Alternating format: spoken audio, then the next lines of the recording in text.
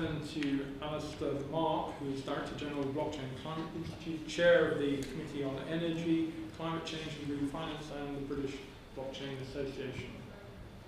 Your Lordship, ladies and gentlemen, first thank you for inviting me to give evidence here at the House of Commons this afternoon at a very historic moment.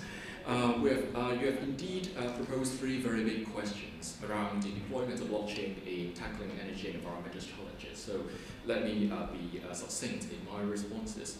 So firstly, in view of the mining process of cryptocurrencies being energy intensive, I believe that this will become things of the past very soon. Today it is actually the proof of work algorithms which causes high energy consumption. Tomorrow it will be proof of stake that largely address these concerns with very energy efficient blockchain, because mining would no longer be necessary. Therefore, this question would be out of our agenda sooner or later. Secondly, we can envision extensive use of blockchain in the energy sector. Blockchain enables direct energy transactions between entities across the value chain, including the smallest of electricity users and generators. This is what we call distributed energy generation or community energy.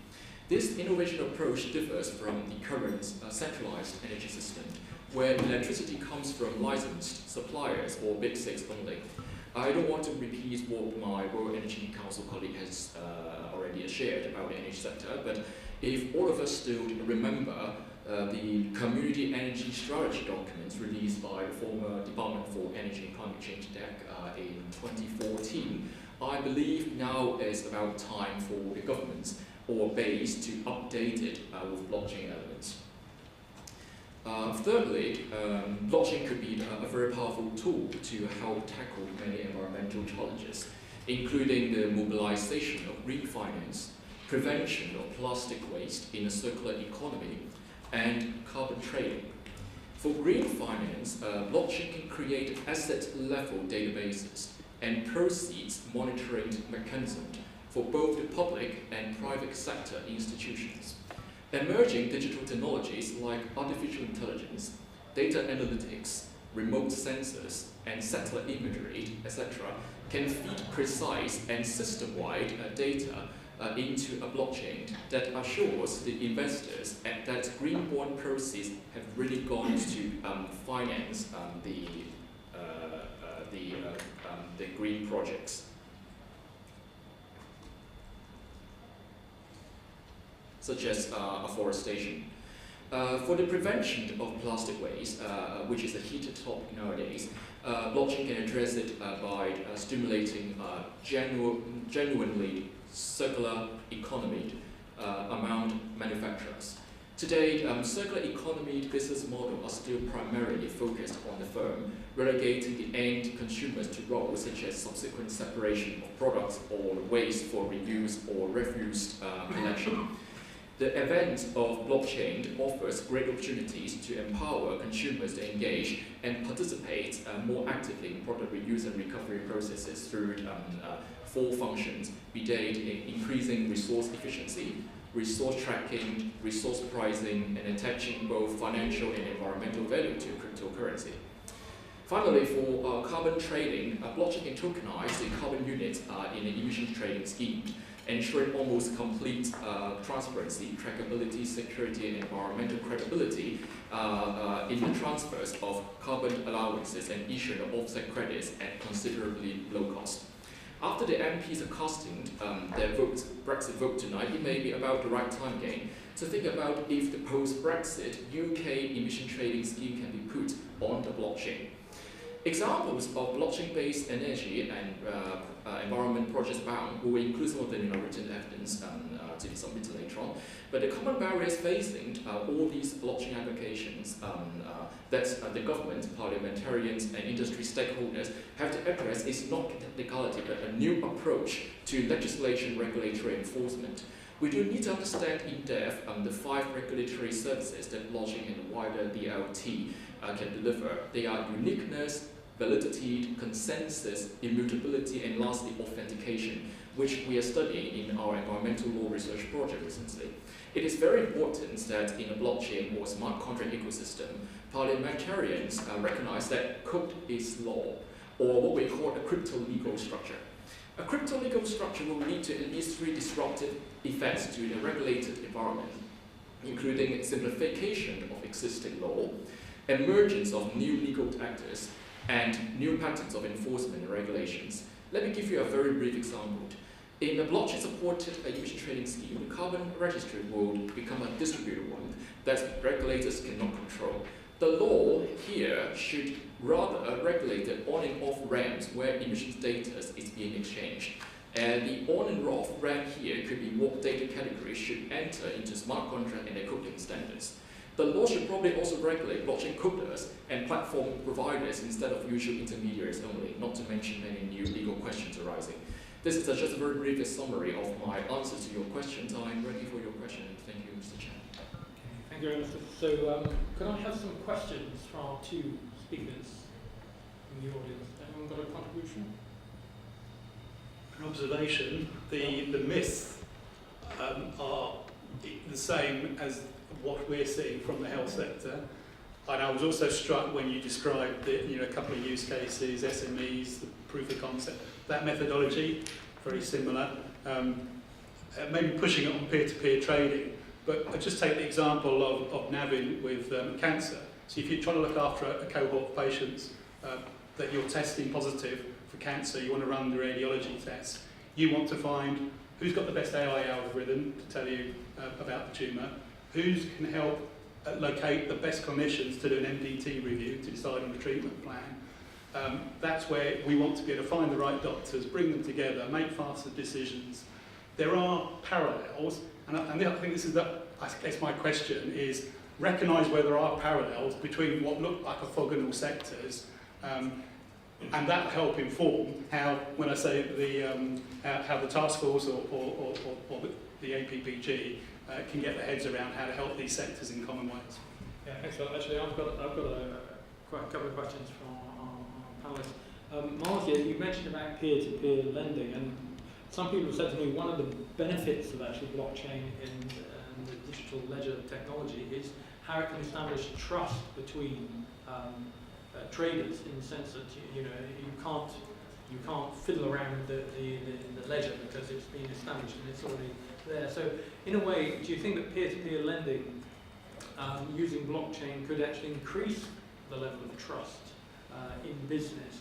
And can it also reduce the potential costs? Because you're actually cutting out the middle people, aren't you, that often take a cut, especially I'm former UK energy minister and trade minister, and there are a lot of commissions that are made when commodities change hands. So that's a question for Marke. For Alastair, you mentioned about crypto-regulated environments, but I mean that's one of the big queries, isn't it, about crypto and blockchain at the moment. The fact is that it's not highly regulated, and particularly a lot of investors get a bit nervous that there is lack of regulation. How do you think that whole issue of regulation and making the environment a safer place for retail investors and others can be overcome? So, thank you. In terms of the energy industry, the peer-to-peer trading, it can certainly, blockchain can certainly get the market into that transactive energy world where you and I could be trading our access to energy. Right now, obviously, the laws don't allow that. And will it make it cheaper? The idea is that, yes, it should make it faster, it should make it cheaper. It's a level of automation. How much do you want to automate the energy industry? And the regulators will have a bigger role, or have an evolved role, of making sure that they are the police or the referees in this area. The reason sometimes I think people are skeptical is that even though this can be automated, that when it's based on smart contracts, and when certain conditions are met, then the trading happens. How you and I will accept that in the energy industry, it's a big question. I think maybe in the future, once we go through the different stages and make it easier for the customer, create some sort of service rather than, I guess I will say this, that it's difficult in the energy industry because we as citizens of the world see energy as a basic commodity, not as a service. And I think when we make that change, we could see a P2P world, and blockchain can certainly help it. Okay, thanks, Martin. Anthony. Right. Yeah, so the government's been defeated, so Theresa May has lost the vote. Okay, which is not unexpected. But what's that got to do with blockchain then? Well, it could have a lot to do with it, I guess, but Alastair, Sounds like we are going to have a hard Brexit, so definitely. Let us see if blockchain help. I recognize that a lot of regulators or legislators are very nervous about the missing fish from the net in terms of monitoring or regulating blockchain supported transactions. So definitely we need to recognize the emergence of new legal elements and new legal actors which have to be looked after in our new regulations. For example, in the blockchain-supported carbon trading system, it renounces the current trading model where carbon allowances are transferred based on the ex-ante regulations induced trust and exposed court review. Instead, it is a technology-based solution with a consensus algorithm giving notes the trust that transfer executed and recorded accurately. It actually requires new legal elements in any registry regulations, either in the EU or in the UK after Brexit, that prohibits any party from taking control of the majority of the notes, and hence the validating process of all those carbon units. And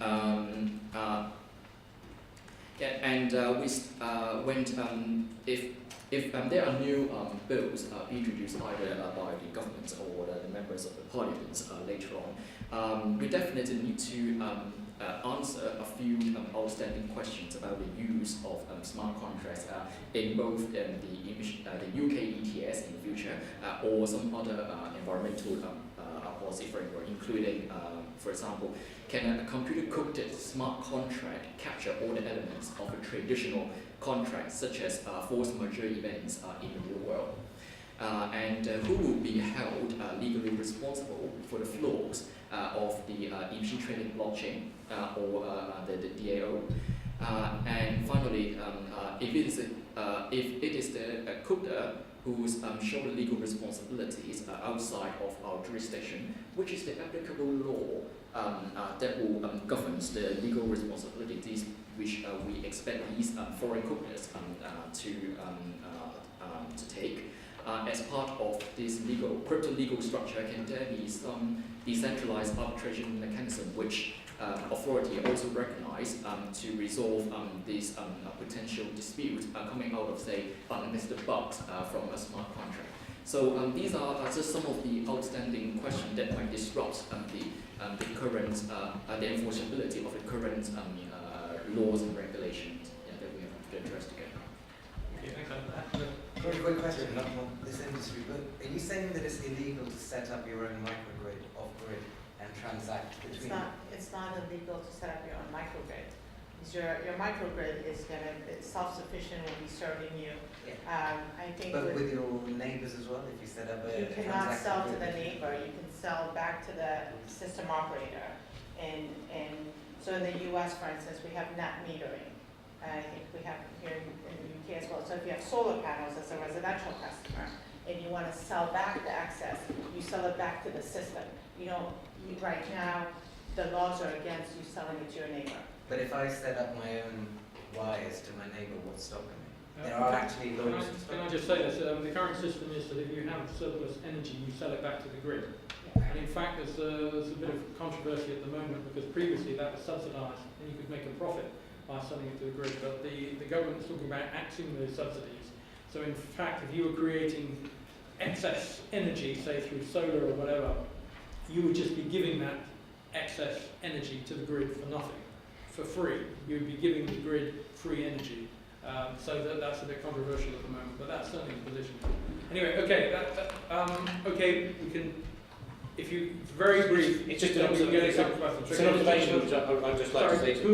Sorry, my name's Tony McGurn. I'm founder of CryptoCycle. Yeah. We're an environmental blockchain company. It's just something that Phil said about the NHS. We have produced a deposit return scheme based on blockchain, okay, which was quite easy for us to do because we were working to rules that and a paper that was produced by DEFRA. But it seems to me that the NHS, and in terms of medical blockchains, it seems to be more like the Wild West. Everybody go off and do your own thing. We'd all like to use it, but nobody wants to take full control of it. And so what the NHS is saying, well, we'd like somebody to do that, but you could end up with a megalomaniac in charge. All right, Which we don't want. yeah. If I could just bring in the lady Yeah. back.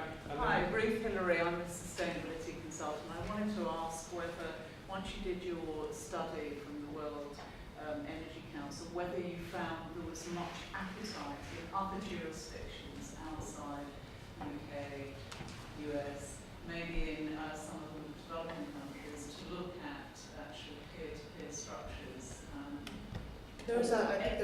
Anywhere, was there an appetite to really look at this? I think there's a lot of appetite to look at it, especially in developing countries where they can leapfrog the existing system.